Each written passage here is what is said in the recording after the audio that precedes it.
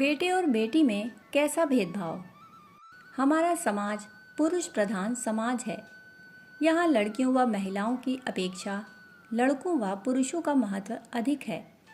गांवों में आज भी पुत्र की प्राप्ति होने पर खुशियाँ मनाई जाती हैं और पुत्री होने पर मायूसियाँ छा जाती हैं।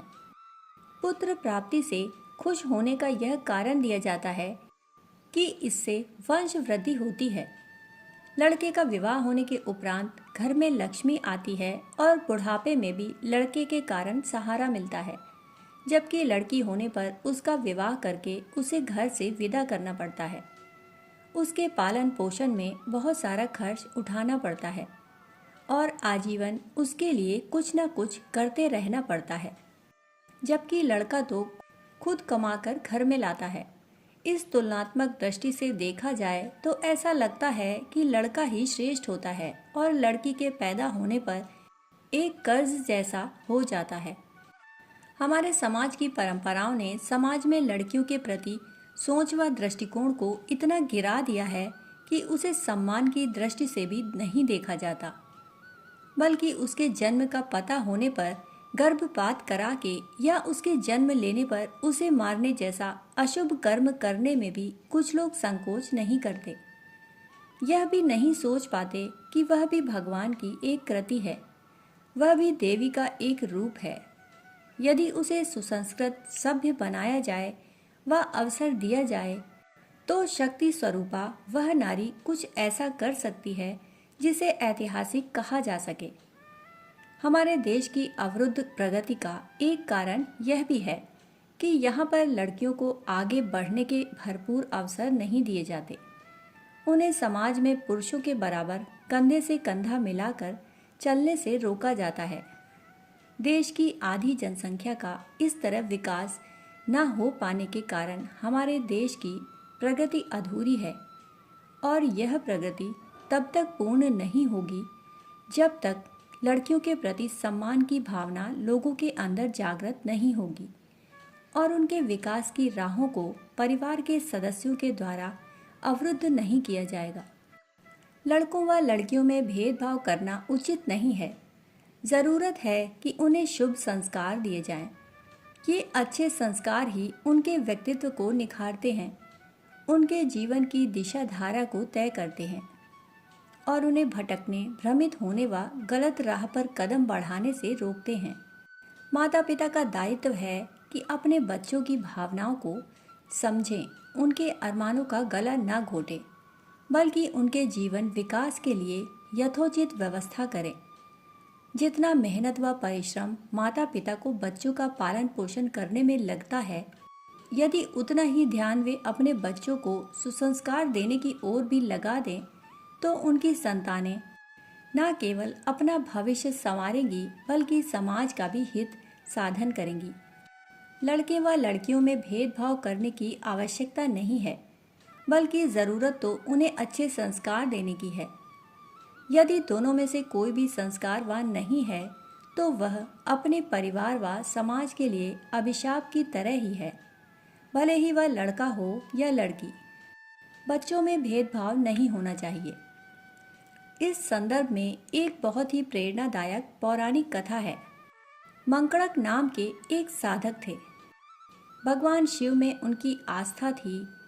साधक होने के बावजूद भी उनके मन में संसार तथा सांसारिकता की कामना अभी शेष थी। धन की कामना, यश की कामना, पुत्र की कामना यदा कदा उनके मन को घेर लेती। वह क्या करें? इस सोच विचार की उधेड़ बुन में वे उलझे रहते।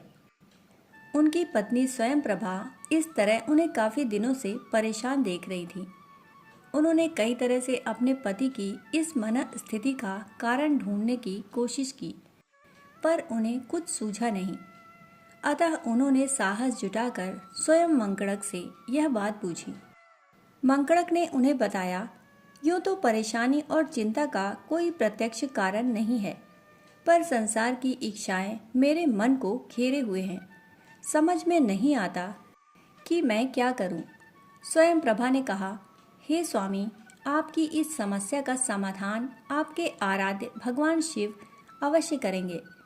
उन्हीं की कृपा से आपके मन को बोध प्राप्त होगा। पत्नी स्वयं प्रभा का कहना सही था। मंगणक को यह उपाय उचित लगा। उन्होंने शुभ दिन शुभ मुहूर्त पर भगवान आशुतोष की आराधना शुरू कर दी। धीरे धीरे कालक्रम के अनुसार उनका मन भगवान शिव के चरणों में एकाग्र होने लगा।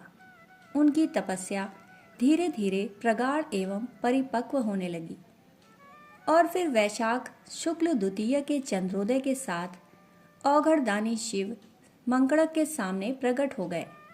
उन्होंने कहा, वर मांगो वत्स। मंगणक ने उनके सामने पुत्र की कामना प्रकट की।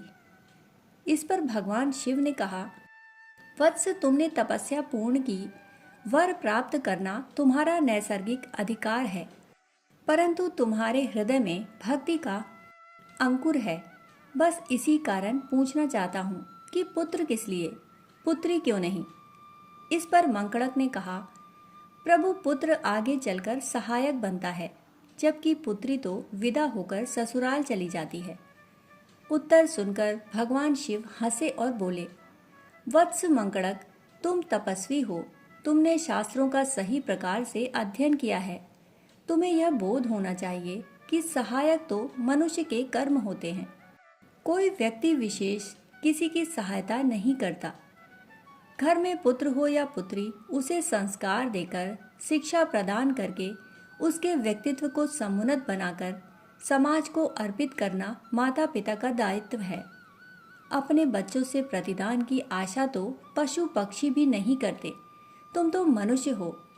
भगवान भोलेनाथ की बातों ने मंगणक को बोध प्रदान किया। उन्हें जीवन की दिशा मिली। यह कथा इस मनुष्य समाज को भी यह प्रेरणा देती है कि व्यक्ति को किसी के सहारे न चलकर अपने कर्मों के सहारे चलना चाहिए।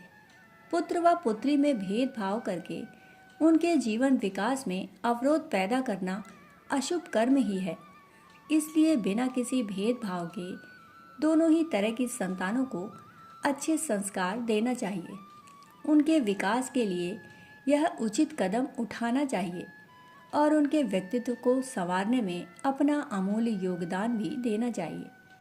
इसी में माता पिता व उनकी संतानों का हित छिपा है।